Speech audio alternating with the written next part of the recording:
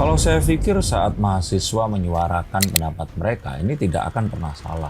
Dan saya setuju itu. Mereka menjadi kritis itu adalah di masa yang tepat karena mereka belum merasakan cari kerja, terus kemudian harus mengabdi pada seseorang, dan terus kemudian terikat pada sebuah mungkin kesepakatan yang membuat kita tidak bisa bersuara. Mereka masih hidup bersama orang tua mereka, masih mendapatkan kenyamanan dalam segala fasilitas, maka apapun yang ada di pikirannya ini tidak tertunggangi oleh apapun. Harapannya seperti itu. Apa yang dilakukan, spiritnya itu sudah benar.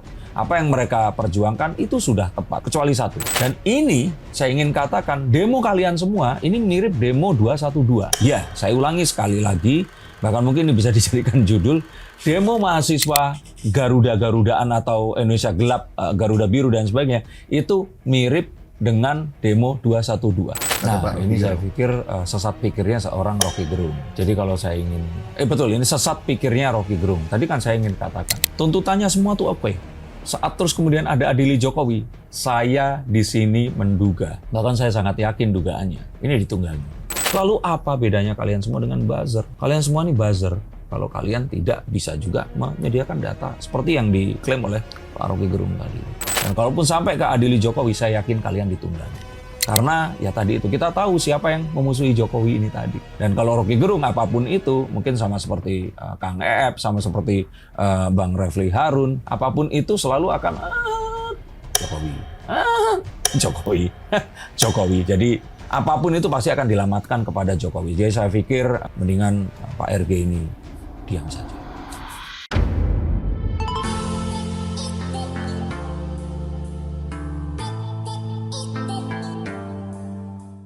Indonesia Gelap, betulkah ini adalah saat yang tepat dan harus segera melakukan demonstrasi atau menyuarakan tentang hal yang kemarin ini dirasakan? Apakah betul? Saya ingin menyikapi ini dari seseorang yang pernah ikut serta walaupun bukan di lini depan, tapi bersama kerumunan massa mahasiswa saat itu. Di kampus saya di ITB dulu, saat adanya demonstrasi menurunkan rezim Soeharto. Apa yang sebenarnya terjadi? Mari kita akan coba lihat. Jadi Darko, demonstrasi mahasiswa terkait Indonesia Gelap yang tuntutannya yang mana juga pernah viral di sosial media X, sekali lagi, terkait flyer Indonesia Gelap. Ada beberapa tuntutan termasuk adili Jokowi, salah satu poin besarnya ya, dan tuntaskan kasus-kasus korupsi, tuntaskan kasus kemanusiaan dan HAM, dan masih ada beberapa poin lagi. Cuman bukan itu masalahnya, yang masalahnya adalah banyak pro kontra dalam demonstrasi ini. Termasuk ada beberapa menteri yang juga angkat bicara, yang seolah-olah kayak mahasiswa ini belum waktu yang tepat untuk melakukan demonstrasi. Ada juga pengamat politik yang menilai bahwasanya melakukan demo di sekarang-sekarang ini adalah antara langkah yang tepat atau tidak tepat. Tepatnya adalah karena kepemimpinan ini baru jalan dan masih banyak kekurangan yang harus diberi masukan agar nanti berjalannya kesananya tidak terlalu banyak kesalahan yang terjadi. Ataupun ada juga yang menilai pengamat politik ini, lah ini bahkan baru 100 hari lebih dikit gitu. Kenapa harus didemo sekarang? Kenapa nggak ditunggu dulu biar keluar hasilnya? Nah, ini Darko seperti apa? Kalau saya pikir saat mahasiswa menyuarakan pendapat mereka, ini tidak akan pernah salah. Dan saya setuju itu. Mereka menjadi kritis itu adalah di masa yang tepat karena mereka belum merasakan cari kerja, terus kemudian harus mengabdi pada seseorang, dan terus kemudian terikat pada sebuah mungkin kesepakatan yang membuat kita tidak bisa bersuara. Mereka masih hidup bersama orang tua mereka, masih mendapatkan kenyamanan dalam segala fasilitas, maka apapun yang ada di pikirannya ini tidak tertunggangi oleh apapun. Harapannya seperti itu. Nah, ada juga yang mengatakan bahwa ini berkaitan dengan usia, di mana di usia tersebut manusia ini memiliki pemikiran yang ideal dan mau melakukan apapun resikonya untuk memperjuangkan hal itu tadi. Dan tentu saja akan berbeda jika kalian memiliki istri yang kalian sayangi, anak-anak yang juga kalian cintai, dan kalian berharap kalian bekerja keras dan kalian melakukan apapun yang mungkin kalian nggak bayangkan harus kalian lakukan untuk agar bisa pulang setiap harinya berjumpa dengan mereka. Nah, saya ingin menyoroti hal tersebut dan itu tidak salah. Tetapi saat terus mereka kemudian turun ke jalan, demo ke depan istana, itu yang menjadi salah. Karena ini pemerintahan baru berjalan sekitar 100 hari atau mungkin lebih. Dan terlalu dini untuk melakukan sebuah tuntutan sebesar yang sekarang. Karena jika ternyata nanti, ya harapannya itu tidak terjadi ya, pemerintahan ternyata akan mereka anggap lebih parah dari sekarang, lalu mereka akan melakukan apa? Kerusuhan, makar. Maka saya ingin katakan bahwa apa yang dilakukan, spiritnya itu sudah benar. Apa yang mereka perjuangkan itu sudah tepat. Kecuali satu, nanti saya akan cerita di sini. Tapi caranya dan intensitasnya ini terlalu pekat. Terlalu pekat maksudnya apa? Ya itu tadi, terlalu mereka ini, kalau saya bilang itu terlalu ingin ini itu jadi kayak Mei 1998 gitu, yang mereka setiap kali demo itu selalu ingin itu kayak terjadi sebuah gerakan yang besar, yang padahal kalau menurut saya suarakan ini dulu itu ke DPR. Ya agar DPR bisa menyampaikan, karena mereka ini kan aspirasinya kan seperti itu, betul kan? Kalau mereka datang langsung ke presiden, ini kan sesuatu hal yang kalau menurut saya ya nggak apa-apa juga, tapi ini kan itu harusnya nanti gitu. Saat kemudian berulang kali ini disampaikan tidak didengarkan, ini harus dilakukan. Maka saya ingin katakan bahwa mereka ini sebenarnya sejatinya terperangkap dalam echo chamber effect. Mereka ini berharap bahwa efek Garuda Biru kemarin akan bisa dilakukan. Dan ini saya ingin katakan, demo kalian semua ini mirip demo 212. Ya, saya ulangi sekali lagi, bahkan mungkin ini bisa dijadikan judul, demo mahasiswa Garuda-Garudaan atau Indonesia Gelap, Garuda Biru dan sebagainya, itu mirip dengan demo 212. Saya melihat ini sebagai demo ikut-ikutan. Baseline-nya itu kalau menurut saya menjadi tidak jelas, karena ini dijadikan demo yang malah orang itu melihat kepada kerumunan dan kalau saya bilang itu ketidakteraturannya dibandingkan seruan akan apa yang dituntut di sini ini tadi. Dan mungkin nanti ada sebuah, ya mungkin wartawan bisa ikut turun di situ dan menanyakan, orang-orang yang di depan ikut demo sama yang di belakang-belakang, ini sama nggak? Jangan-jangan yang di belakang ini, mereka nggak ngerti mereka sedang demo apa. Seperti ya demo 212.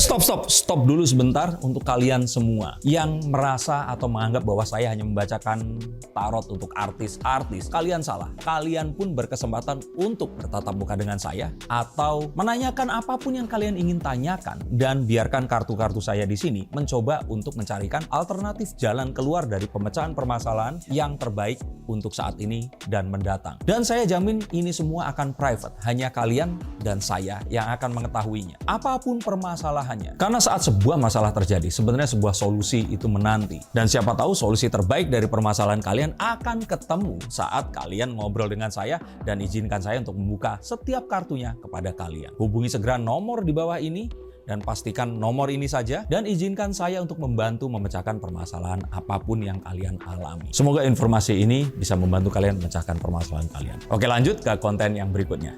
Yuk. Tapi kan kalau kita bilang ada juga salah satu pengamat politik yang juga dosen, Pak RG. Ini juga justru beliau ini setuju dengan apa yang dilakukan mahasiswa, karena ya saya juga setuju. Demonya juga setuju dia. Demonya saya setuju, tapi intensitasnya saya nggak setuju. Oh. Kalau dia intensitasnya saya setuju, kan asal ada kericuhan, dia pasti akan setuju. Nah, maksudnya dari Pak Rocky ini kan, tapi dia mendalilkan bahwasanya bentuk demo ini ya pasti selalu ada di negara demokrasi dengan intensi apapun. Cuman bagi seorang Pak RG ini adalah kali ini mahasiswa demo ini karena mereka itu resah gitu. Padahal kan di satu sisi juga pembawa acaranya tadi juga nanya, Pak ini kenapa? Kan harusnya Gen Z ini kan generasi yang tidak terlalu peduli gitu ya kan dengan sekelilingnya. Cuman bisa sampai turun sebanyak ini mahasiswa ini, kenapa? Dan Pak Rocky ini menjawab bahwasanya berarti ini sudah keresahan yang benar-benar besar. Termasuk salah satu tuntutannya ya adil Jokowi itu. Kalau memang tidak diadili Pak Jokowi ini kemungkinan bisa turun masa yang jauh lebih banyak. Nah, ini saya pikir sesat pikirnya seorang Rocky Gerung. Jadi kalau saya ingin, betul, ini sesat pikirnya Rocky Gerung. Tadi kan saya ingin katakan, tuntutannya semua tuh oke.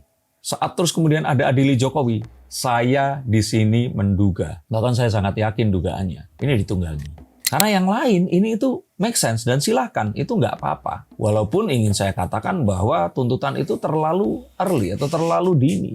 Tapi adili Jokowi, ini mahasiswa itu tahu apa tentang Jokowi yang perlu diadili. Karena ya tadi itu, kalaupun diadili maka buktikan dulu korupsi-korupsi yang memang ada di sini. Kalau seandainya mereka mempermasalahkan misalkan pembangunan bandara yang terus kemudian tidak teroperasikan itu atau hal-hal yang lainnya, ya ini bukan sebuah, kecuali kalau uangnya di sini dilarikan dan sebagainya. Ini kan sebuah operasional yang memang akan masih bisa diselamatkan. Dan satu hal yang juga, maksudnya intinya itu masih pro dan kontra. Bukan sesuatu yang terus kemudian kita bisa absahkan apa yang dilakukan ini keliru. Saya di sini pun nggak juga menjadi seorang pembela Jokowi yang buta.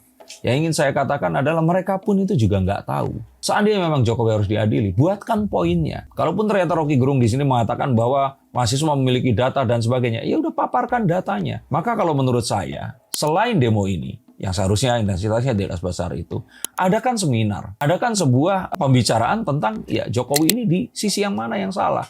Lalu hasilnya ini menjadi sebuah notulensi yang akan diberikan kepada DPR. Nah dari situ ini akan bisa dilakukan. Jadi kalau dulu orang berjuang itu nggak cuma lewat perjuangan yang sifatnya itu negosiatif, tapi juga dengan demo ini tadi. Tapi demonya ini kalau menurut saya mereka hanya ingin rame-rame, kalau saya catat di sini wannabe. Kayak pengen jadi om-om atau Pak D-nya dulu yang di 98. Yang kalau menurut saya not even closer. Kalian mendemo sesuatu yang kalau saya boleh katakan ini terlalu dini. Dan kalaupun sampai ke adili Jokowi, saya yakin kalian ditunggangi. Karena ya tadi itu kita tahu siapa yang memusuhi Jokowi ini tadi. Dan kalau Rocky Gerung apapun itu, mungkin sama seperti Kang Eep, sama seperti Bang Refli Harun, apapun itu selalu akan Jokowi. Jokowi. Jadi apapun itu pasti akan dilamatkan kepada Jokowi. Jadi saya pikir mendingan Pak RG ini diam saja. Pak Rocky juga bilang kenapa selalu diminta diadili Pak Jokowi. Dia menyebutkan salah satu landasannya adalah ya korupsi ini tidak ada kadaluarsanya. Mau sampai kapanpun ya korupsi tetap korupsi. Ya korupsinya ditentukan gitu. Dulu yang mana, korupsinya berapa, terjadinya kapan. Karena dalam hukum itu diperlukan. Nah kalau itu tidak bisa ditentukan, kita mau adili gimana caranya? Kita kan nggak bisa tahu.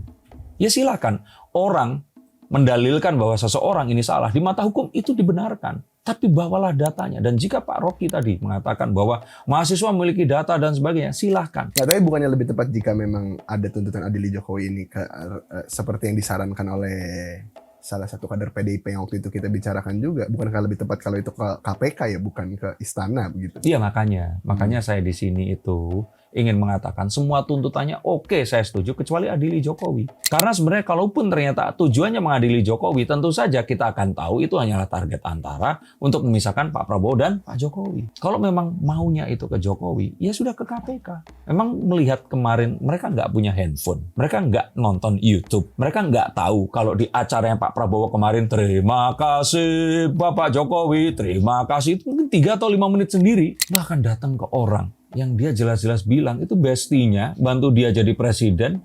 Dan setelah itu kadernya disuruh menyanyikan lagu seperti itu. Mau bakar ban seluruh kendaraan di seluruh Indonesia. Poinnya apa? Kalau memang mau ke KPK, kalau memang mau sediakan data, mungkin ke pengadilan internasional kalau bisa. Tapi saya pikir nggak akan. Karena ini semua yang berkaitan dengan adili Jokowi ya, hanya akan menguap begitu saja. Dan nggak akan berakhir di mana-mana. Terutama saat Bu Mega nanti akan menaikkan kesepakatan dengan Pak Prabowo. Oke, nah tapi dari demo ini kan juga yang apa ya bahasa kita adalah yang menariknya dari Pak Prabowo bilang ini sah-sah saja dan juga tapi Pak Luhut juga salah satu orang yang kayaknya menanggapi demo ini dengan cukup sentimen. Nih sentimennya negatif. Iya sentimennya negatif. Indonesia gelap. Gitu. Kamu tuh gelap ya kan? Seperti itu. Benar jadi Darko kenapa dan mengapa? Maksudnya Pak Prabowo sendiri kan sebenarnya nggak begitu ngambil pusing gitu. Saya kira kejengahan seseorang yang saya pernah bahas di sini. Pak Luhut itu adalah seorang patriot. Dia berangkat perang dan dia nggak boleh mengatakan dia pergi perang kemana kepada keluarganya. Dan keluarganya akan tahu bahwa bisa saja kapanpun itu Pak Luhut nggak akan kembali. Saya katakan medan perang yang sesungguhnya bersama dengan Pak Prabowo. Pak Luhut adalah seorang yang memiliki keterampilan yang luar biasa dalam hal ya ketentaraan yang terus kemudian membuat dia mungkin menjadi seorang yang juga cerdas dan menjadi seorang pebisnis yang juga sukses. Dia saya tahu karena saya pernah datang ke sana ke Institut Teknologi Dell di tepian Danau Toba itu mengeluarkan mungkin sudah ratusan miliar atau mungkin triliunan hartanya. Triliunan kayaknya berlebihan. Tapi nggak tahu juga. Tapi kalau melihat yang saya lihat di sana dan apapun yang dilakukannya, ini adalah sesuatu yang besar untuk Indonesia. Maka mungkin ini adalah seorang yang ya sekarang mahasiswa di sini merasa mereka turun ke jalan, mereka merasa memperjuangkan hak rakyat dan mereka bisa saja ditangkap Pak Luhut itu saat seusia mereka. Ini berangkat perang dan kemungkinan akan mati. Mungkin tidak bisa kita anggap bahwa ya Pak Luhut benar, mahasiswa ini salah. Tetapi itu kayak orang tua yang ngasih tahu ke anak-anaknya ini untuk nggak apa-apa bersuara, nggak apa-apa, tapi mengatakan Indonesia gelap itu keterlaluan kalau menurut saya. Ini adalah satu hal yang ya tadi itu kalau sampai dilihat oleh publik, terus kemudian nanti publik ini akan publik luar negeri Terus publik luar negeri merespon dengan kondisi ya tadi saham yang terus kemudian jatuh dan investor tidak mau masuk, mahasiswa yang akan juga ikut menderita karena orang tuanya itu nggak akan dapat penghidupan dan pekerjaan dari ya apa yang mereka dalilkan ini. Jadi kalau saya katakan ya ini akan jadi satu kondisi yang akan kayak ayam sama telur, nggak bisa terpisahkan. Dan kalau kita tanya mana yang harus dibereskan dulu, nggak bisa karena ini akan selalu sebab akibat. Maka ayo kalau mau menyampaikan nggak apa-apa, demo nggak apa-apa, menyebut Indonesia gelap itu berlebihan. Dan tuntutan adili Jokowi saya pikir juga salah alamat. Tapi yang lain-lain ya silahkan. Tapi untuk melakukan itu kembali lagi kita harus tahu timingnya tepat atau enggak. Sekarang ini atau bukan. Dan apa yang harus dilakukan. Jadi kalau saya ingin katakan bahwa ya ini kalau saya kira kebablasan. Dan saya catat di sini juga dalam pemerintahan atau upaya kita untuk membenahi Indonesia. Kita memang harus sabar. Saya setuju dengan konten Mas Anies itu. Untuk mencintai negara ini kita perlu kesabaran. Dan itu semua harus melalui proses yang sifatnya itu hierarkis. Kita nggak bisa melakukan ya apapun yang terus kita anggap nggak benar, suruh rubah. Apapun nggak benar, kita minta untuk diganti seperti itu. Maka apapun yang mereka ini lihat, kalau saya kira itu tadi. Mereka ini mungkin kalau saya bilang overreaktif ya. Ya nggak perlu sampai segininya. Iya, jadi tapi sebenarnya berapa persen kemungkinan ya dari demonstrasi ini tuh mungkin ada barisan-barisan sakit hati juga yang menunggangi dari demonstrasi ini. Atau mungkin kaum lowbat dan nggak ya mungkin 10-20% karena kan salah satu tuntutan yang adili Jokowi itu terlalu absurd, aneh. Mahasiswa menyuarakan itu. Mereka ini mewakili siapa? Coba kita tanya sekali lagi. Dan kalau ternyata memang masyarakat yang ingin Jokowi diadili atau ya ternyata ya approval rate beliau saat kemarin itu turun, ini adalah buatan. Mari kalian tunjuk saja lembaga survei mana dan tanyakan apakah Jokowi layak diadili. Jika hal tersebut nanti terbukti, ya sudah, apa yang harus dilakukan? Atau kalau nggak gini deh gampangnya, ya udah anggap aja kita ikuti Jokowi diadili. Berikan dulu buktinya. Jangan hanya menyuarakan, ingin mendengungkan agar masyarakat di sini itu sependapat dan menganggap bahwa dosa-dosa ini sama seperti yang lainnya. Lalu apa bedanya kalian semua dengan buzzer? Kalian semua ini buzzer. Kalau kalian tidak bisa juga menyediakan data seperti yang diklaim oleh Pak Rocky Gerung tadi. Jadi kalau saya kira ya mereka ya harus bertanggung jawab, nggak cuman berdasarkan ya apa isu yang didengar terus mereka melakukan ini hanya karena mereka sekarang itu ya mungkin dimasuki informasi yang keliru atau merasakan bahwa ya apapun yang ada ini karena Pak Prabowo itu masih bersama-sama dengan Pak Jokowi. Apapun itu, siapapun presidennya, kalian pun harus tahu bahwa kita nggak bisa selamat sendirian. Saya udah katakan berulang kali bahwa kondisi geopolitik di seluruh dunia ini sedang tidak baik-baik saja. Bahkan dengan Amerika melakukan akrobatnya, Indonesia pasti akan kena getahnya. Sudah seperti sekarang ini kalian melakukan demo. Terus kemudian investor akan takut untuk masuk. Sedangkan selama ini investor pun masuk itu direcehin sama si ormas. Terus mau jadi apa negara kita? Harusnya ada sebuah, mungkin kita kasih kesempatan kali ya. Pak Prabowo misalkan 1 tahun, terus kemudian nanti Anies Baswedan kasih, Ganjar kasih. Terus kita nilai nanti mana yang akan ya paling baik di sini. Maka saya ingin katakan semuanya pasti akan sama-sama aja. Karena dalam kondisi seperti sekarang ini, kita nggak bisa selamat sendiri. Menurut Mas Denny Darko, kan tadi Pak Rocky Gerung sendiri bilang ya, ini kemungkinan akan muncul demo selanjutnya.